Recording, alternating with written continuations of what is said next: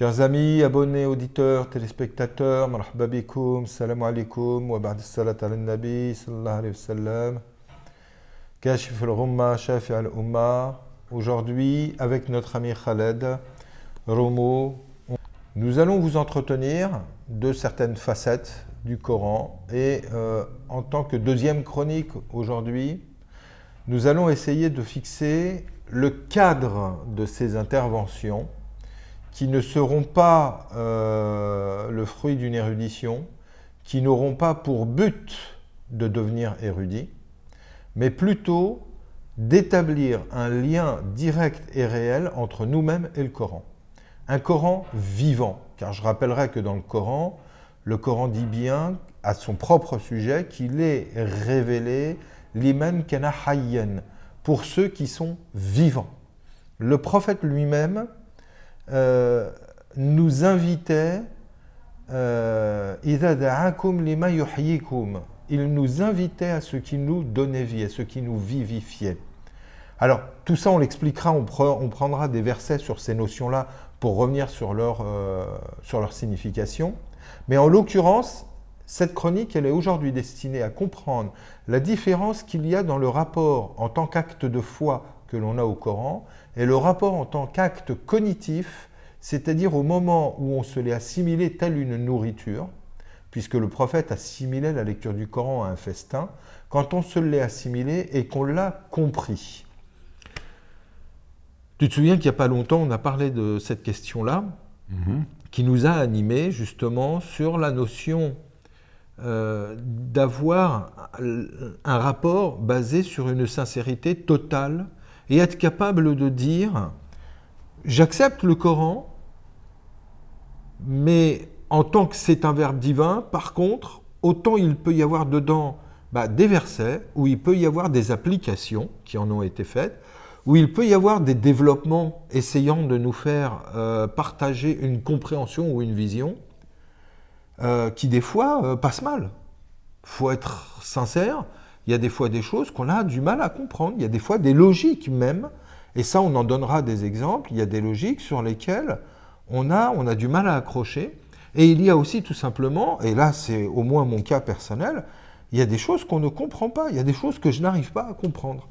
Et autant je peux faire un acte de foi dans un cas comme ça, mais mon rapport avec le Coran à ce moment-là garde une certaine distance, et j'ai pas envie de faire semblant de dire « Ah oui, machallah, extraordinaire, oui, c'est bien, ça », alors que je ne le pense pas, que c'est pas vrai, parce que je ne l'ai pas compris.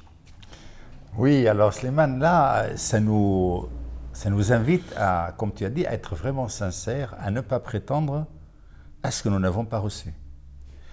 Et c'est très difficile, parce qu'il y a la pression de la foule, il y a le formatage, il y a la nécessité d'adhérer à quelque chose, sinon on se sent perdu. Et parfois, on a de fausses adhésions, mais c'est l'être humain, qu'est-ce que tu veux? Néanmoins, quand on réfléchit un peu, grâce à une secousse sismique que Dieu nous occasionne, ou un beau cadeau merveilleux qu'il nous fait, on comprend certaines choses. Il y a un verset où Dieu nous dit que tu exprimes ce que tu ressens ou pas, mais Dieu sait le secret des cœurs, et ce qui est encore plus caché que le secret. Or, si moi je lis le Coran, comme tu as dit, et sur certains passages, soit je ne comprends pas, soit ma rationalité humaine, je dis bien humaine, conteste. Je ne vais pas prétendre par un acte de piété que j'adhère à tout, parce que Dieu sait que mon cœur n'adhère pas. Alors que faire? Suis-je kafir? Non, je ne le suis pas. Il y a plein de domaines dans lesquels ma foi est, alhamdoulilah, sûre et certaine. Mais ça, c'est pas encore, ces zones de mon âme ne sont pas visitées par la foi.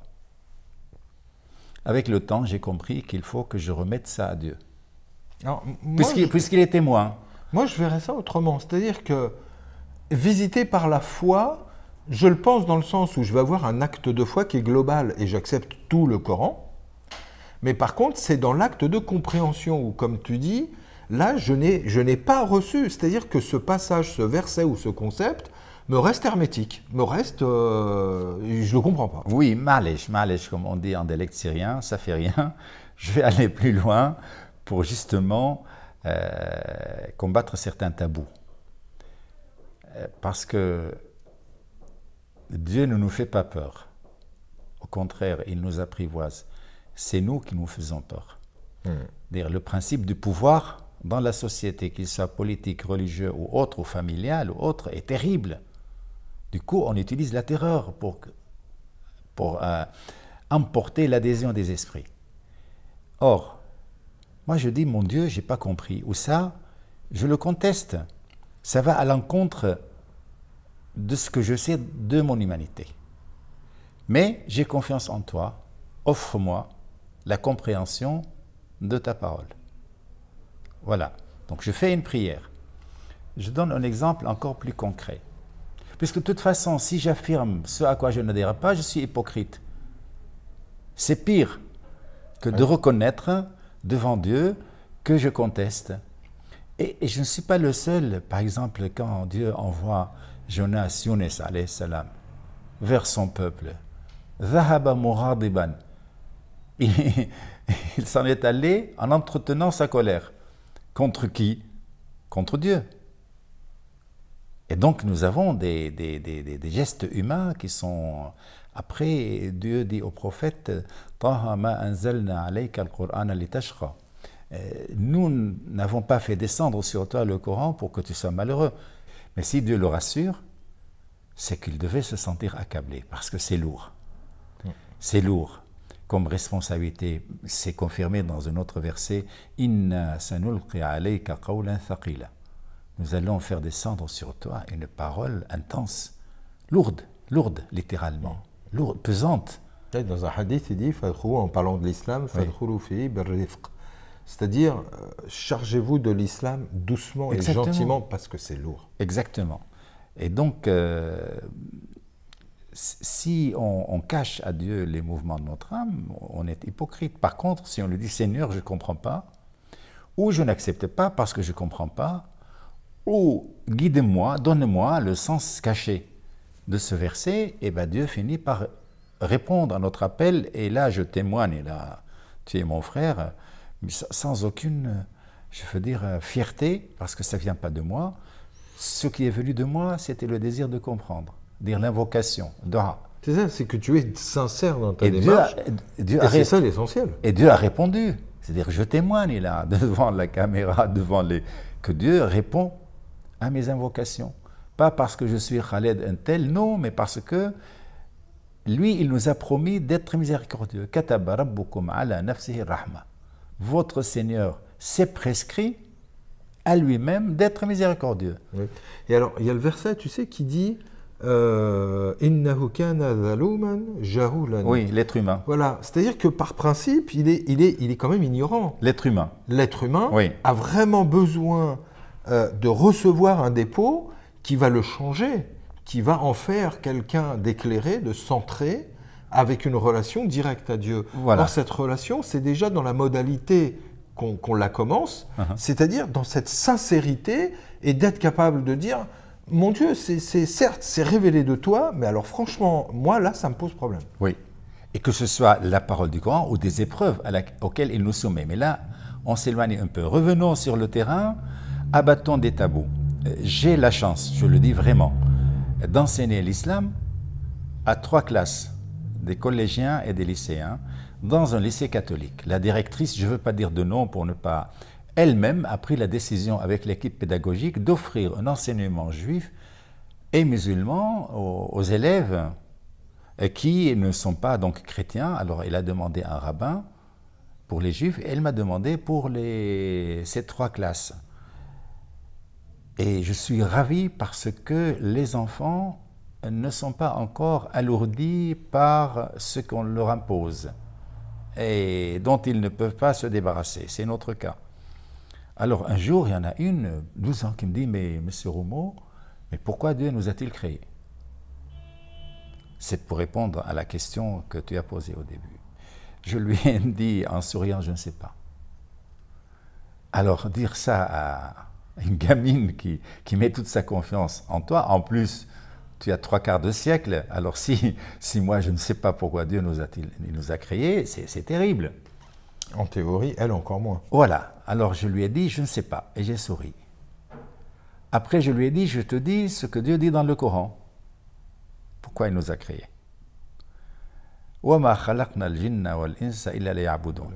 Nous n'avons créé les esprits subtils, les djinns et les humains que pour m'adorer. Ah, alors pour une partie de la classe, c'était une bonne réponse. C'est-à-dire pour adorer Dieu, et pour eux, adorer Dieu, c'est les prières, Ramadan, le Hajj.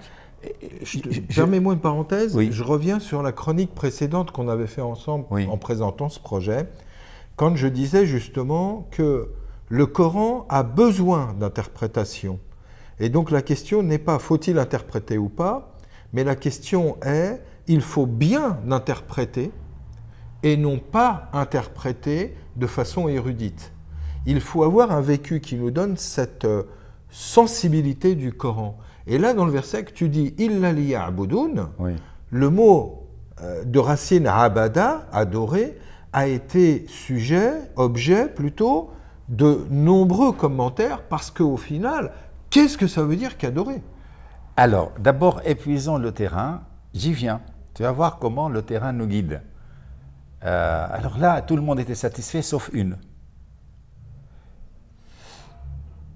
Et il me dit, mais qu'est-ce que c'est que ce narcissisme? Toute la classe a contesté. Quoi? Tu parles de Dieu comme ça? Moi, j'ai dit non, laissez-la s'exprimer. J'ai dit, qu'est-ce que tu entends par narcissisme? Ah ben, il veut toute l'adoration pour lui, pour moi, il est autocentré, je ne sais pas quoi, etc. J'ai souri. Elle était rassurée, les autres étaient étonnés. Alors je leur ai dit, je vais vous dire pourquoi je vous ai dit, je ne sais pas. Je ne sais pas pourquoi Dieu il m'a créé et comment j'ai compris après ce que c'est adorer. Parce que moi, chaque fois que je lisais ce verset, il me posait problème. Mais je le comprenais à partir de mon peu d'expérience spirituelle. Et je projetais le besoin des humains d'être adorés, d'être approuvés surtout oui. sur Dieu. C'est vrai que c'est insupportable. Je voyais un être humain en Dieu parce qu'on m'a formaté. Après, je leur ai dit, j'étais face à un beau paysage, j'étais fatigué de la ville, du bruit, des embouteillages, et j'ai respiré à fond et j'ai dit, j'adore. Et brusquement, ça se dessine dans mon esprit. Et j'ai dit, c'est là où Dieu m'a éclairé. Parce que ce n'est pas nous qui dirigeons notre esprit. C'est comme si tu verses de l'eau à une fleur qui a besoin d'être arrosée. Le paysage me demande, qu'est-ce que tu me donnes? Je lui ai dit rien. Et moi, qu'est-ce que je te donne? Je leur ai dit, qu'est-ce que le paysage m'a donné? Ils m'ont dit la beauté, le calme, la détente et l'immensité. J'ai dit, c'est exactement ce que je me suis dit. Et là, j'ai compris le sens du verset. C'est-à-dire Dieu, il est beaucoup plus grand, beaucoup plus que le paysage, mais il nous donne tout cela. C'est pourquoi nous l'adorons. Mais tant qu'on n'a pas découvert en soi la justice de Dieu, sa bonté, sa miséricorde, son amour, sa beauté, on ne peut pas dire j'adore. On ne peut pas dire j'adore. Donc il ne faut pas se mentir. Alors pour réaliser le plan de Dieu sur nous, il faudrait vraiment sonder son cœur et son âme et toute son expérience pour voir les lieux où Dieu nous a fait cette grâce de nous ranimer par ses qualités. Et c'est pour ça que tout à l'heure je parlais de vie. Exactement. En nous, il y a un sens qui a celui de l'inconditionné, qui a le sens de l'éternité, qui a le sens de la totalité, de l'absolu, du bonheur, et il a besoin de s'exprimer. Et ça, il ne le trouve que chez Dieu. Il ne le trouve justement que dans cette dimension qui est celle de l'unicité. Et c'est là qu'il y a adoration, parce que tout d'un coup, on se livre complètement. Dans l'adoration, on se livre complètement et on est vrai. Ce n'est pas une adoration de geste, ce n'est pas une adoration de convenance, ce n'est pas une adoration conventionnelle, sociale, arbitraire ou quoi que ce soit. C'est une relation intime que l'on porte dans notre nom déjà, in scène, la racine du mot insen, anasa, c'est l'intimité. Or, c'est dans cette intimité qu'on est vrai et qu'on ne joue plus. Tout d'un coup, on n'est pas musulman parce que ça fait bien, on n'est pas musulman qui accepte tout parce que sinon les autres ne comprendraient pas pourquoi on n'accepte pas tout, mais par contre, on est musulman parce que tout d'un coup, on a besoin de l'aide, c'est-à-dire qu'on a besoin d'avoir ce rapport à Dieu qui fait qu'on est dans cette béatitude et dans ce bonheur. Or ça, on ne peut le vivre que si on le vit vraiment, totalement et sincèrement. De faire semblant d'être heureux, ce n'est pas être heureux. Or, si on a compris que quand tu disais adorer, adorer, c'est finalement s'extasier devant toute cette grandeur que Dieu nous livre, faire semblant de s'extasier, et ben finalement, ce n'est pas de l'islam, c'est du mensonge et c'est de l'hypocrisie. Tout à fait. Or, tout ce que l'on veut, nous, dans nos chroniques à travers ce Coran, c'est revenir justement sur toute la moelle coranique qui nous invite à ça en permanence. Je dirais presque de manière triviale, Dieu se fout de la manière dont on est habillé, dont on vit. Ce qu'il veut, c'est avec nous établir un contact d'intimité qui soit vrai. Tout à fait. Et donc de déchirer les voiles pour nous atteindre. Tout à l'heure, en arrivant ici, là, c'est pas parce que c'est moi, mais c'est parce que c'est un témoignage. La rue était calme, il y avait le soleil, il n'y avait pas de bruit, et je venais pour rencontrer des amis que j'aime. Je me suis senti dans un état de bonheur. Et alors, je regardais un arbre, comme ça, je dis, ah, je sentais le calme en moi, tu vois. J'ai dit, j'adore. J'adore l'état dans lequel je suis. Et brusquement, ça se dessine dans mon esprit, ah, tu adores. J'ai dit, Seigneur, je t'adore. Ouais. Et là, parce que c'était son cadeau. C'est le rapport au Coran développé. Le Coran, le livre qu'est le monde et la vie.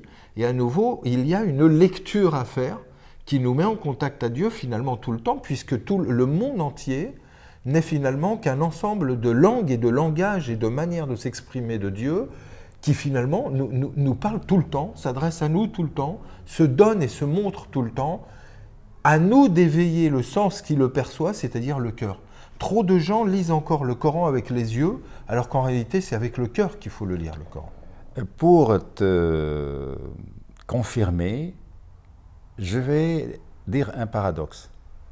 C'est-à-dire, quand j'ai dit, je me dis, moi j'adore le bonheur dans lequel j'étais, j'adore être comme ça, et brusquement j'ai inversé, Seigneur, je t'adore, mais avec beaucoup de décence. Et bien là, j'oublie le Coran, j'oublie l'islam, j'oublie l'humanité, et je suis face à celui qui m'a créé. Il n'y a pas de vision. Tu vois, il y a un état de bonheur, mais très très simple, où vraiment tu te sens proche du Créateur, qui te fait oublier tout le reste sauf lui. Ce qui est le propre de la centralité, c'est qu'on n'a plus besoin de rien. Exactement. Parce que tout est là devant nous. Exactement. Et tout est fait pour nous. C'est-à-dire, parfois, aussi dans le Coran, Dieu nous dit, je vous ai donné ça, je vous ai donné ça, je fais ça pour vous, etc. Je dis, mais pourquoi il nous chérit tant? Qui sommes-nous? Je trouve que c'est trop, tu vois? Et j'arrive pas à y adhérer parce que je ne fais pas un grand cas de ma personne. Il y a des fois où on se hait. La haine de soi, ça existe. Je dis, c'en est trop.